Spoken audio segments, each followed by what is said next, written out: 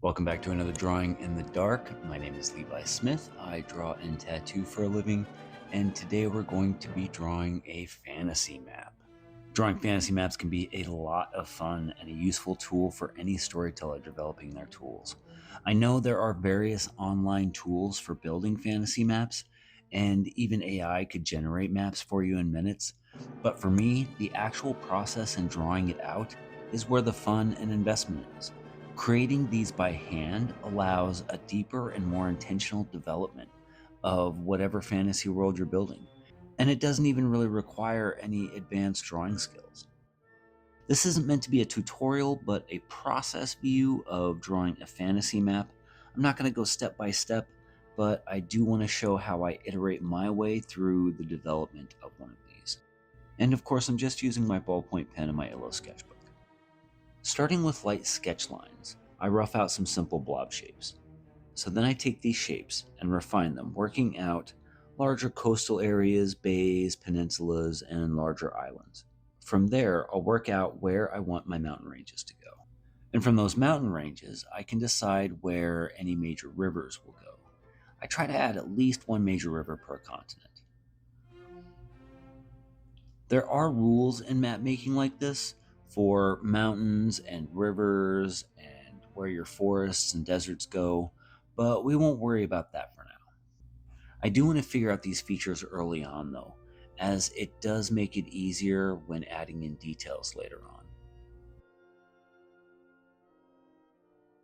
As I go in a bit darker with the coastline detail, I'm able to add in more islands, bays, and the like, keeping in mind that about each centimeter is about 500 miles, or whatever your scale system is going to be, will help keep all of your features in proportion to the map itself. And this can be one of the funnest parts of the whole process. As I draw out the coastlines, I use those mountain lines to help me decide where I should have island chains, larger bays, river deltas, and peninsulas, as they kind of tell me a lot of the geography of these areas that I'm working in.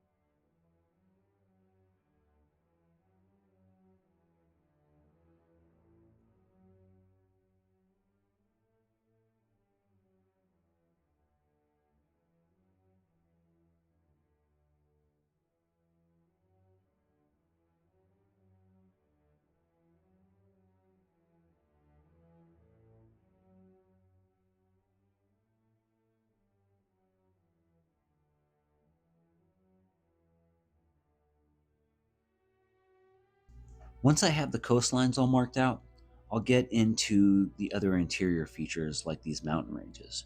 And though there are a variety of ways to draw out mountains, I just draw these triangles with no bottom and use different sizes, sketching them a little bit smaller here and there, and especially toward the edges like foothills.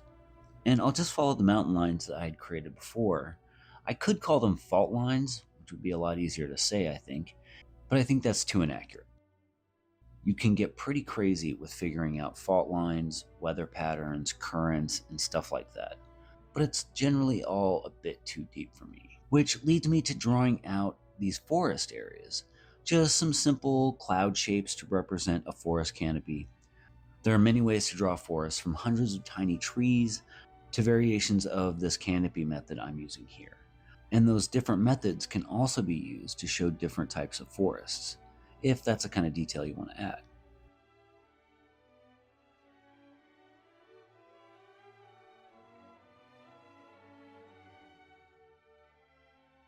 And adding in some other smaller details like simple hills, grass, and swamp indicators helps show the different biomes your world will have. And we can't forget about some larger lakes, but not too many.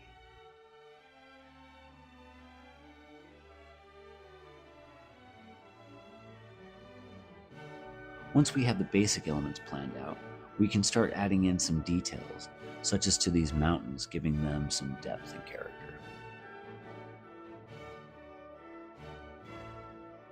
The great thing about drawing these kinds of maps is that they're just calming to work on. Exploring and defining these little spaces that you're creating without too much worry about its outcome or purpose can give your mind time to rest and recharge as you focus on these little make-believe lands.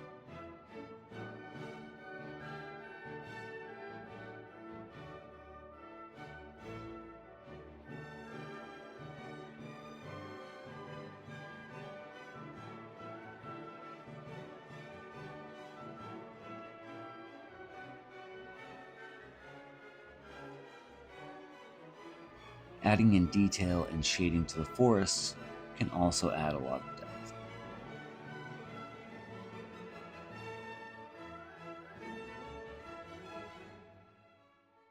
This is all sort of an example of how a first draft map design would go. I would normally do all of this in pencil or a gray line drawing in Clip Studio, and then after getting all of these elements worked out, do a clean inking pass and continue to add other details like cities, landmarks, and regional titles, stuff like that. We won't be going into all of that for here though. A good trick to add dimensionality to the overall map is to shade all of the elements with a consistent light source. I always use the top right as mine, and I think it works well with maps because it puts the sun at the east end for the whole sunrise kind of concept. And there are lots of other features that I haven't added that you could consider for your own maps. Cliffs, waterfalls, volcanoes, meteor craters, canyons. These are all elements that you can indicate easily anywhere you want. Just be careful where you put those rivers. Rivers might be the most contentious elements of map design. Adding in rivers that cut entirely across a continent is bad. Having rivers branch is wrong, and rivers are always at the lowest elevation of the region. As rivers are fed from rainwater on mountains, the wet side of a mountain range will have more rivers than the dry side. And while rivers don't branch outward, they do converge together, with smaller rivers feeding into larger ones. Lakes tend to have one flow in point and one flow out point. Deltas aren't necessarily the river branching out, but spreading out across a low point of elevation at a coastline. While forests don't have as many rules as rivers, they have a few related to climate zones. Equatorial coasts will have jungles, temperate zones will have the largest forest areas, and Arctic zones will have no forests or trees at all. Forests also develop more on the wet side of mountain ranges than dry sides. Mountain ranges are where tectonic plates push against each other and follow along lines or paths across your entire world. These paths can push into the water areas and become island chains, as those are just mountaintops poking above the waterline. All of these different details and features can be used better in your maps by learning basic geology online and using that knowledge for making cooler maps. It's also easy to get caught up in the lore of your world while you're making it, deciding that an island will be a home to a wizard school or a ninja academy, while other areas are capitals, ruins, castles, or fishing villages. Don't hesitate to mark those down or take notes. Let the world grow in your mind, as it can be one of the most addictive creative projects you ever get into. You don't even have to be a storyteller. Get enough into your world building and stories will emerge on their own.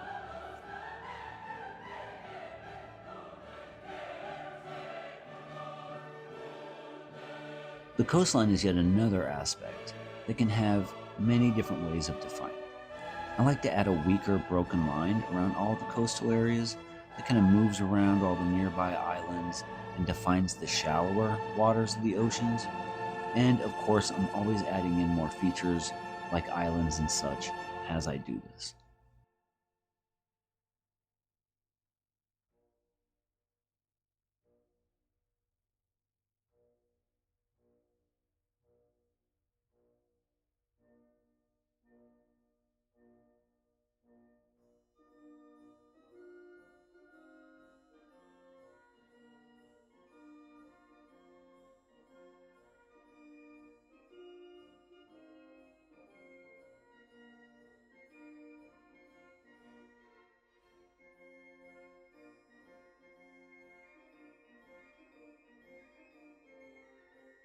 This coastline effect can add a lot to the overall look of your map, as it really helps to fully define these water areas.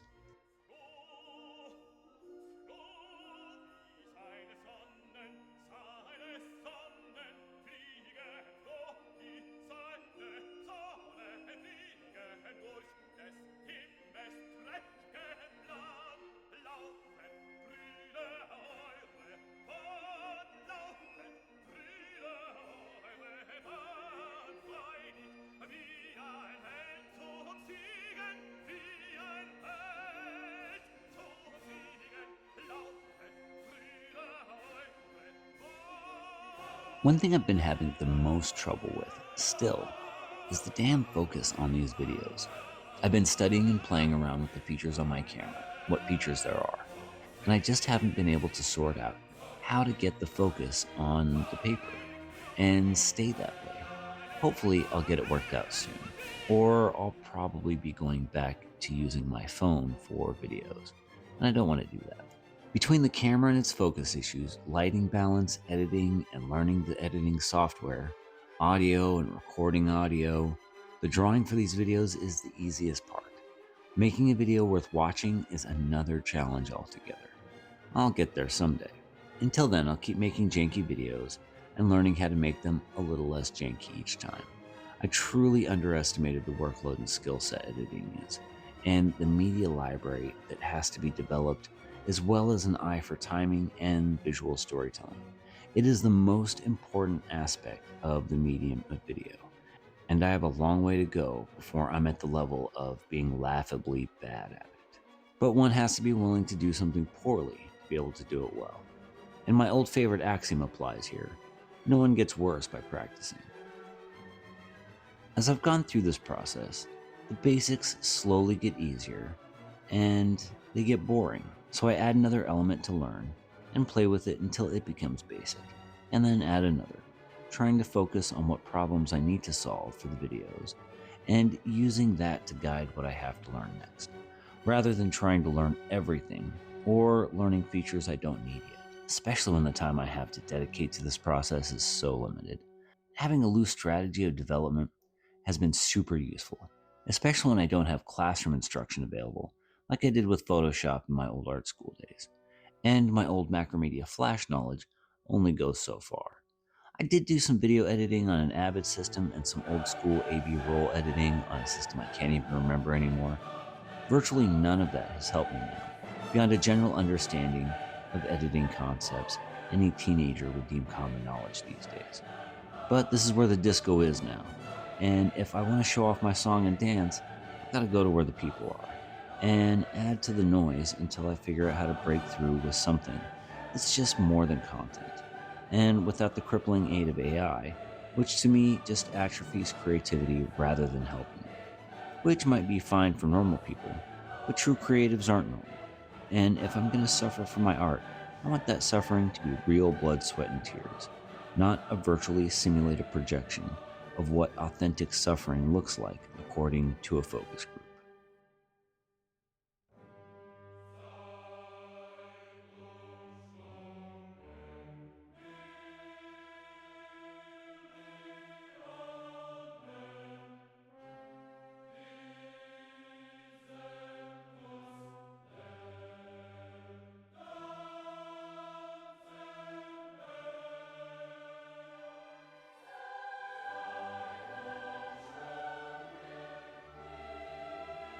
However, with these wave details, you can easily overdo it with certain elements.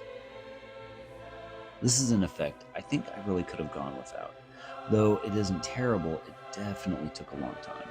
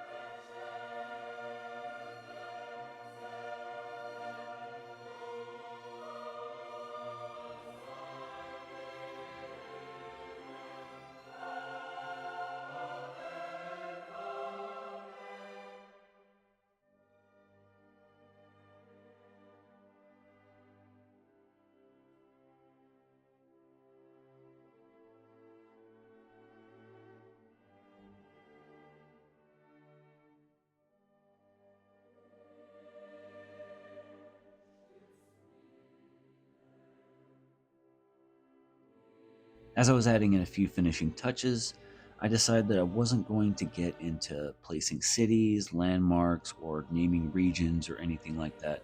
That can take way more time than what we have here today.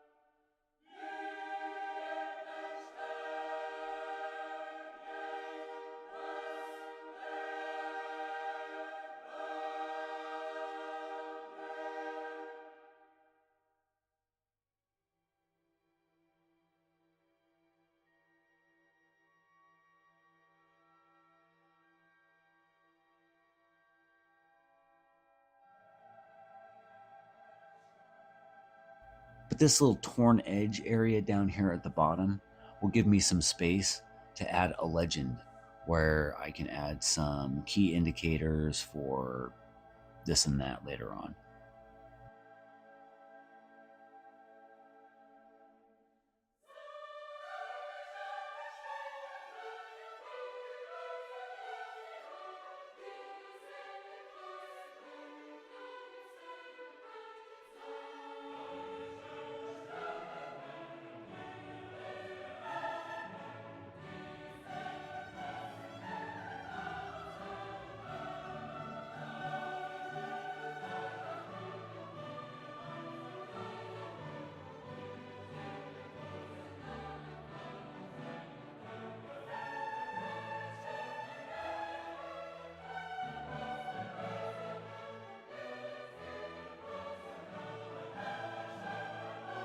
And what's a map without a compass icon somewhere?